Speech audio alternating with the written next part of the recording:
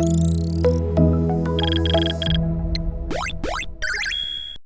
what is 30A? 30A Bharat के संविधान में एक ऐसी धारा है, ये धारा ये कहती है कि हिंदू अपने धर्म की शिक्षा नहीं दे सकता, अपने कॉलेज में नहीं दे सकता, प्राइवेट कॉलेज में नहीं दे सकता, इसके लिए कॉलेज नहीं बना सकता, और जो सरकार के जो कॉलेजेस हैं उसमें नहीं दी जा सकती।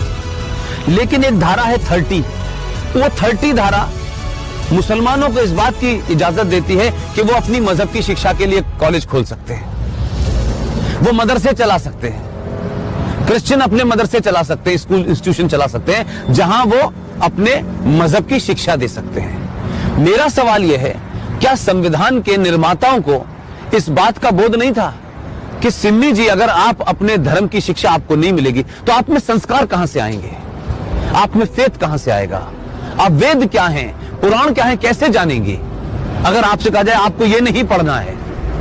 और भारत में एक ऐसी सिविलाइजेशन जिसके 5000 साल का जो रिटन डॉक्यूमेंटेशन है, उसमें भारत का कोई भी आप दौर देख लें, कभी भारत की सनातन संस्कृति के मानने वालों ने दुनिया के किसी देश पे हमला नहीं किया। यह शब्द बलात्कार हमारी संस्कृति का हिस्सा नहीं था। ये घूंघट इसलिए नहीं था कि हमारे यहां था, हमको गलत नैरेटिव दिया क्या। ये भारत के अंदर जब मुगल शासक आए, उनका एक ही एजेंडा था कि जितने गैर मुस्लिम औरतें हैं उनका रेप करके उनकी नस्लों को सुधारना है। ये बलात्कार शब्द हमारे साहित्य का हिस्सा नहीं था, ये तलाक शब्द हमारे साहित्य का हिस्सा नहीं था।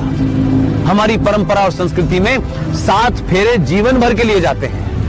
इस्लाम में शादी is a contract between 2 people, it's a business. आपने शादी मुझसे की और शादी करने के कुछ दिन के बाद आपको लगा कि मैं रहना नहीं चाहती, तो बिजनेस कॉन्ट्रैक्ट है, आपने कॉन्ट्रैक्ट कैंसिल कर दिया। तो आर्टिकल 30A भारत के संविधान से हटना चाहिए। इस देश के 90 से 95 करोड़ हिंदुओं को उनका शास्त्र क्या कहता है, उनका वेद क्या कहता है, इसकी शिक्षा की इजाजत देनी चाहिए। और मंदिरों के ऊपर जो हिंदू पैसा चढ़ाते हैं, यह भी एक लॉ है जो नहीं पता देश को। भारत के जितने भी मंदिर हैं उस पे जो पैसा चढ़ता है वो सरकार के खजाने में चला जाता है। और भारत के मजारों के ऊपर जो पैसा चढ़ता है, जो गुरुद्वारों में पैसा चढ़ता है, वो सारा का सारा पैसा उस धर्म के मानने वालों के पास चला जाता है। सिर्फ भारत के हिंदुओं का पैसा जो आप अयप्पा पे चढ़ाती हैं, जो महाकाल पे चढ़ाती हैं, जो वैष्णो देवी पे चढ़ाती हैं, वो पैसा सरकार ले लेती है।